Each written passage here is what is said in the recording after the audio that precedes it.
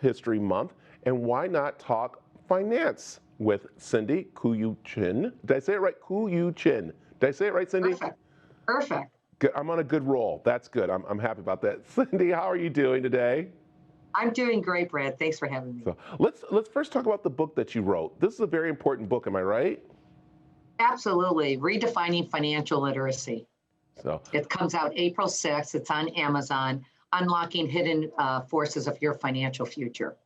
and you discuss about women's financial future, which we are seeing more and more women, especially during this pandemic, start new businesses, becoming very independent with their finances. But it's amazing how you have some numbers here about the financial sector with women. Yeah, it's unfortunate. The New York Times, I think last year did an article saying that only 1 in 5 women are financial planners today, that really the financial service industry is still dominated by men. So, and go ahead. And I think a lot of that imbalance comes from, the failure of society because we see men as more rational, analytical, and more financial savvy. And it's just that stereotype. And it's unfortunate that more women haven't entered the industry. So, yeah, it's kind of interesting. As I was reading through history, 1976 is when women were first allowed to open a bank account without their husband or a male person there.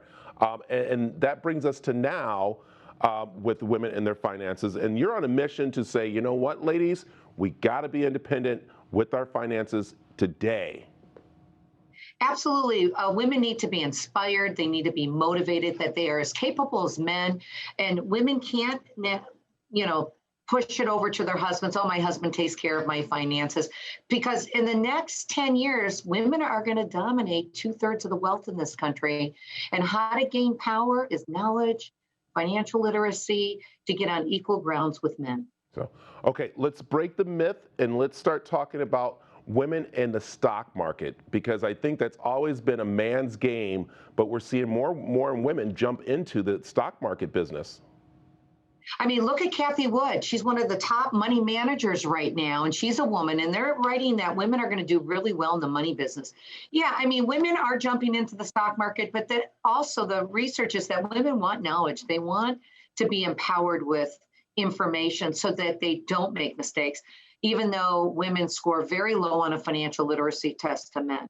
So, Go ahead. no, go ahead. I'm loving this conversation. This is so great, is what you're saying, because I've started to listen to more women about where to put my money because they've been home with the kids. They're seeing what's going on more than what men are doing.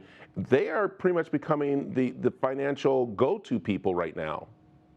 95% of women in the next 10 years will be making all the financial decisions at home. So women are trying to get definitely empowered, but they have to get around that stereotype that they're not smart enough. I mean, even women in college that want to get in the financial service industry, 44% think they don't have the skills. And I don't know what skills you need, anything special. You just need the time. And women lack time because, like you said, they run the households, they have jobs, they're the caretakers. And I think the biggest thing for women is making the time to get educated. Yeah, and you're going to say that if they don't, it's going to really affect them down the line. Absolutely. Even in wage equality. I mean, it might take years for income equality to be equal. And the only way I believe, based on the research, is really taking the time and getting empowered, learning basics. And if you don't want to learn on your own, please hire an advisor, a qualified individual that can take the time, and a person that really believes in education as part of their practice, not just selling you a mutual fund or some kind of security product. I wish we could talk more, Cindy. I like this. When does the book come out? The book comes out April 6th. It's on Amazon right now, Redefining Financial Literacy. And it also brings in politics and economics and understanding what's going on under the hood, because I think a lot of people have uncertainty and fear. And that book is going to not only address those questions that you have and your insecurities, but it's going to give you viable solutions to combat those forces. I love it. And your website where they can find out more about all this that we've been talking about. It's Synergy Financial, but it's spelled with a C because my last name's too hard. Cinergy, synergyfinancial.com. Thank you. Cindy, thanks for joining us this morning. Thank you very much. Have a good day.